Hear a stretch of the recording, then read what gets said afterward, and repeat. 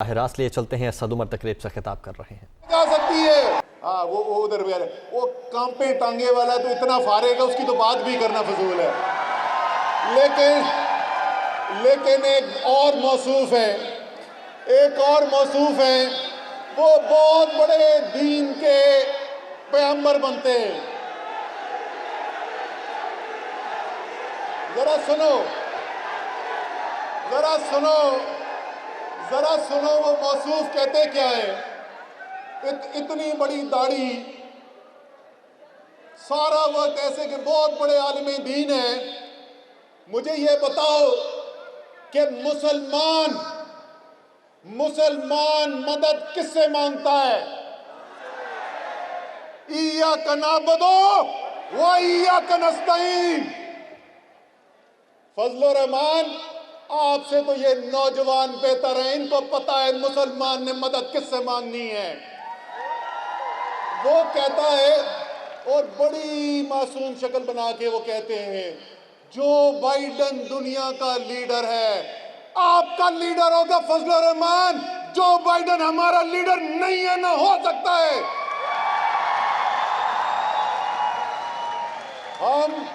हम अल्लाह पर यकीन रखने वाले लोग कभी गैरों से मदद नहीं मांगते। और जब आप जज्बा लेकर अपने रसूल सल्लल्लाहु अलैहि वसल्लम की मोहब्बत दिल में लेकर निकलते हैं, तो आप गैरों से मदद नहीं मांगते। आप अक़वाम मुत्तहिदा में खड़े होते हैं इमरान खान की तरह, और आप इस्लामोफोबिया के खिलाफ उस फोरम से आवाज उठाते हैं। तमाम मुसलमानों, तमाम नौजवानों, आपको, तमाम मुसलमानों, तमाम पाकिस्तानियों, तमाम मुस्लिम उम्मा को मैं मुबारकबाद देना चाहता हूं कि इमरान खान अल्लाह से सिर्फ खौफ खाने वाला हमारा लीडर, उसने अक़वाम मुत्तहिदा में आवाज उठाई, पाकिस्तान ने करारदाद जमा कराई, सारी मुस्लिम उम्मा को साथ मिलाया, और अल्हम्दुलिल्लाह दुनिया को मानना पड़ा और अक़वाम मुत्तहिदा में फैसला हुआ। हर साल 15 मार्च इस्लामोफोबिया के तदारुक का दिन मनाया जाएगा। मुबारक हो मुसलमानों। आपको आखिर में सिर्फ मैं यही कहता हुआ जाऊंगा कि इमरान खान की बाकी कोई कामयाबी हो या ना हो, मैं तमाम कौम को ये बताना चाहता हूं, और ख़ास तौर पर ये जो नोटों के बक्से भर भर के इस वक्त फिर रहे हैं, हराम का पैसा लोगों को खरीदने के लिए, कि इमरान खान ने कौम का ज़मीर जगा दिया है।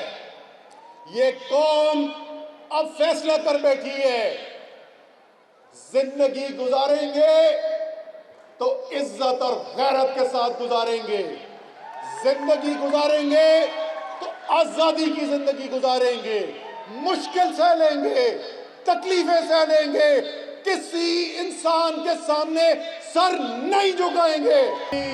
अपनी आजादी के लिए जिस तरह हमारे माँ बाप, आपके दादा, नाना नानी, जिस तरीके से उन्होंने कुर्बानी दी, जिस तरीकों से अंग्रेज के सामने खड़े होकर जद्दोजहद की, आप अपनी हकीकी आज़ादी के लिए इमरान खान के साथ खड़े होकर मुकाबला करने को तैयार हो?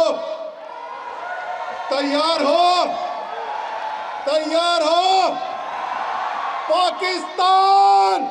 वफाकी वज़ीर असद उमर तकरीब से खिताब कर रहे थे। उन्होंने कहा कि फजलुर रहमान से नौजवान बेहतर जानते हैं कि किससे मदद मांगनी है। पैसों से मेंबरान को खरीदा जा रहा है। अहम खबर देंगे आपको। वज़ीर आज़म की ज़ेर सदारत इजलास अरकान असम्बली की खरीदो फरोख्त की तफसीलात पेश की गई। सिंध हाउस में सिंध पुलिस के एहलकारों की मौजूदगी पर ब्रीफिंग दी गई। सिंध हाउस को हॉर्स ट्रेडिंग की आमाशगाह नहीं बनने देंगे। इजलास में ये फैसला हुआ है, हॉर्स ट्रेडिंग की किसी भी सूरत इजाज़त नहीं दी जाएगी। इजलास में इत्तफाक किया गया है। मुतल्लिका इदारों को कार्रवाई के लिए कानूनी पहलुओं का जायजा लेने की हिदायत भी की गई है। तो वज़ीर आज़म की ज़ेर सदारत इजलास अरकान असम्बली की खरीदो फरोख्त की तफसीलात पेश। सिंध हाउस में सिंध पुलिस के एहलकारों की मौजूदगी पर ब्रीफिंग। सिंध हाउस को हॉर्स ट्रेडिंग की आमाजगाह नहीं बनने देंगे, ये इजलास में फैसला हुआ। हुकूमत के खिलाफ तहरीक अदम एतमाद, वज़ीर आज़म को अहम रिपोर्ट पेश। अरकान कौमी असम्बली की अपोजिशन के साथ मामला तय करने की तफसीलात भी शामिल। कुछ ऐसे मेंबरान असम्बली अपोजिशन के साथ मिल गए हैं जो पहली बार ऐवान में आए। ज़राए की जानिब से यह बताया जा रहा है तफसीलात सामने आने पर कई सीनियर रहनुमा हक्का बक्का रह गए। नाराज अरकान से हुकूमती आला सतह पर भी राबते किए जा रहे हैं। आपने अपना सियासी करियर दाव पर लगा दिया, लोग भी मुआफ नहीं करेंगे। हुकूमत की तरफ से नाराज अरकान से गिला, ऐसा कुछ नहीं होगा, लोग जल्द भूल जाते हैं। नाराज अरकान की जानिब से ये जवाब दिया गया है। वफाकी हुकूमत की जानिब से सिंध हाउस में मुबैना तौर पर हुकूमती अरकान को ठहराए जाने का दावा किया जा रहा है। सिक्योरिटी के लिए भी सिंध से खुसूसी पुलिस कमांडोज तैनात किए गए हैं। सिंध हाउस में इस वक्त क्या सूरत हाल है, जान लेते हैं अपने नुमाइंदे कमरुल मुनव्वर से। कमर, आगाह कीजिएगा, इस वक्त कितने अरकान असम्बली यहाँ पर मौजूद हैं, उनका क्या मौक़िफ़ है? जी, इस हवाले से कोई ख़ास ऐसी तादाद तो सामने नहीं है जिनके बारे में ये कहा जा रहा हो कि यहाँ पर जो है वो MNAs मौजूद हैं। ताहम वज़ीर दाखिला शेख रशीद अहमद ने यह कहा था कि यहाँ पर 200 पुलिस एहलकार जो सिंध पुलिस से ताल्लुक़ रखते हैं उनको यहाँ पर तैनात किया गया। और हम देख सकते हैं कि अभी सिंध हाउस के बाहर जिस जगह पर हम मौजूद हैं, इससे पहले अगर यहाँ पर प्रेस कॉन्फ्रेंसेस वगैरह होती थी तो अंदर जाने की भी इजाज़त दी जाती थी, लेकिन अब अंदर जाने की इजाज़त नहीं दी जा रही और जो बाहर बैरूनी दरवाज़ा है वहाँ पर ही मीडिया को रोक दिया गया है। जिस जगह पर ये सिंध हाउस वाक़ है इसके बिल्कुल सामने मुख्तलिफ जो जैसे बलोचिस्तान हाउस और पंजाब हाउस भी यहाँ पर ही वाक़ हैं। ताहम यहाँ पर सिक्योरिटी हम वक्त ज़्यादा होती है। जो MNAs के बारे में कहा जाए, जैसे यूसुफ रज़ा गिलानी जो हैं उनकी जानिब से ये कहा गया कि सिंध हाउस के अंदर हमारे अपने MNAs जो हैं वो ही वहाँ पर मौजूद हैं और क्योंकि IG इस्लामाबाद की जानिब से उनको सिक्योरिटी जो है वो उस तरह नहीं दी जा सकती, तो अंदर जो तैनात पुलिस एहलकार हैं वो उन्हीं की सिक्योरिटी पर मामूर हैं। क्योंकि इससे कबल जो थे वो पार्लियामेंट लॉजेज़ में तैनात थे और पार्लियामेंट लॉजेज़ में तैनात जब वो ये लोग वहाँ पर मौजूद थे तो जो इस्लामाबाद पुलिस की तैनाती थी वो उनको ना सिर्फ सिक्योर करने के बजाय उनको हिरासा किया गया था। इसी वजह से बहुत सारे MNAs जो हैं वो सिंध हाउस के अंदर मौजूद हैं जिनका ताल्लुक पीपल्स पार्टी से है। दूसरी जानिब वज़ीर दाखिला शेख रशीद अहमद का ये कहना था कि 200 लोग ऐसे हैं जो सिंध पुलिस के हैं। और कमर, आपने अपडेट किया।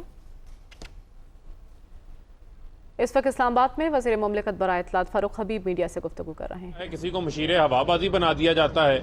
जो पिंडी का सबसे बड़ा कब्जा ग्रुप लैंड ग्रैबर होता है वह 10 करोड़ देता है। उसके बाद करोड़ों रुपए की ऐसी रकूम है 64 करोड़ रुपया जिसका आज तक कोई हिसाब किताब नज़र ही नहीं आ रहा। कोई शनाख्ती कार्ड ही मौजूद नहीं है, कोई रिकॉर्ड ही मौजूद नहीं है। और माजी इनका ऐसा हो कि उसामा बिन लादेन से माजी में इन्होंने पैसे लिए हों और पैसे लेकर एक हुकूमत को गिराने की इन्होंने कोशिश की हो, तो मैं समझता हूं कि हम इनको भी किसी सूरत भी जो है वो राह फरार इख्तियार नहीं करने देंगे। और आज इनको तोशाखाना केस जो है वो बड़ा याद आता है, तो आज बड़े शौक से एहसन इकबाल साहब ये भी बताते कि नवाज शरीफ जो है वो किस कानून के तहत तोशाखाना की BMW जो है वो घर लेके चले गए थे जो इनके ज़ाती इस्तेमाल में होती रही। हमने तो तोशाखाना के हवाले से कोई डॉक्यूमेंट नहीं निकाला। नवाज शरीफ के जो प्रिंसिपल सेक्रेटरी थे फवाद हसन फवाद, ये रिकॉर्ड का हिस्सा है कि उन्होंने बाकायदा तौर के ऊपर लेटर जारी किया था कि ये क्लासिफाइड इंफॉर्मेशन है, ये इंफॉर्मेशन हम फराहम नहीं कर सकते। भूल गए हैं। तोशाखाना के हवाले से एक साबका वज़ीर आज़म तो हार ही घर लेके चले गए थे, बाद में वापस करना पड़ा था एक मुल्क से। और BMW जो आसिफ अली जरदारी तोशाखाना केस की लेके जाते रहे हैं, क्या उस वक्त आप लोगों ने गलत किया था, ठीक किया था? ये तमाम चीज़ों के जवाब जो है वो आज तक नहीं आए और उन जवाबों के हम मुंतज़र हैं। वो जवाब एहसन इकबाल और PMLN से हमने हर सूरत वो जवाब लेने हैं आपसे, क्योंकि आपको तोशाखाना तो बड़ा याद आता है। उस तोशाखाना की BMW, जिस BMW पे मरी की सैरें होती थी, जिस BMW पे मुझे क्यों निकाला कि सारी आपने कैंपेन चलाई, उस BMW को आके हिसाब दें कि वो BMW तोशाखाना की आप कैसे अपने साथ अपने घर जो है वो लेके चले गए थे। और समझ नहीं आती कि अजीब तमाशा लगा हुआ है। वो तमाशा क्या है कि जिन लोगों ने मुल्क को लूटा है, जिन्होंने चोरी की है, जो मुल्क के इदारों को तबाह करते रहे हैं, जो 2008 से 2018 तक ये सब इक़्तिदार में थे। पीपल्स पार्टी नून लीग का मरकज़ में इत्तेहाद बना हुआ था, फिर नून लीग निकल गई इत्तेहाद में, तो पंजाब में पीपल्स पार्टी और नून लीग का इत्तेहाद चलता रहा। फजलुर रहमान जो है वो हर इतिहाद के अंदर जो है वो मज़े लूटते रहे हैं, डीजल के परमिट लेते रहे हैं, लस्सियाँ पीते रहे हैं और जायदादें दो हाथों से बनाते रहे हैं। ये 2008 से 2018 के दरमियान एक मुकमुका की कौमी हुकूमत बनी हुई थी, जिस कौमी हुकूमत का मतलब था कि आप भी लूटो और हमें भी लूटने दो और बाद में कोई किसी को नहीं पूछेगा, और मुकमुका था। मैं आप फिर कहते हैं जी कि कौमी हुकूमत बना दें 5 साल में, और 3-3 बारियां तो आप ले चुके हैं। 3-3 बारियां लेने के बाद, 3-3 बार वजारत उज़्मा के मज़े लेने के बाद, वजारत आला के मज़े लेने के बाद अब भी अगर आपका पेट नहीं भरता तो फिर मसला आपका कुछ और है। मसला इनका ये है कि चोरों की कौमी हुकूमत बनाई जाए और कौमी हुकूमत बनाकर इनको NRO दे दिया जाए, और तकलीफ क्या है कि इमरान खान उसका हिस्सा ना हो। खौफजदा किससे हैं? खौफजदा इमरान खान से हैं, जो इनको NRO नहीं दे रहा, जो चाहता है कि इनका एहतसाब हो, जिन्होंने मुल्क को लूटा है, जो चाहता है पाकिस्तान के अंदर पहली बार कानून की जो है वो हाकमियत कायम हो, ये उसके रास्ते में जो है वो रुकावट डालना चाहते हैं। इसी वजह से जो है कभी नो कॉन्फिडेंस की मूव आ जाती है, कभी कौमी हुकूमत की कहानी आ जाती है। मैं इनको ये पैगाम देना चाहता हूँ कि यहाँ पर अवाम की कौमी हुकूमत बननी है, और मैं समझता हूँ कि कानून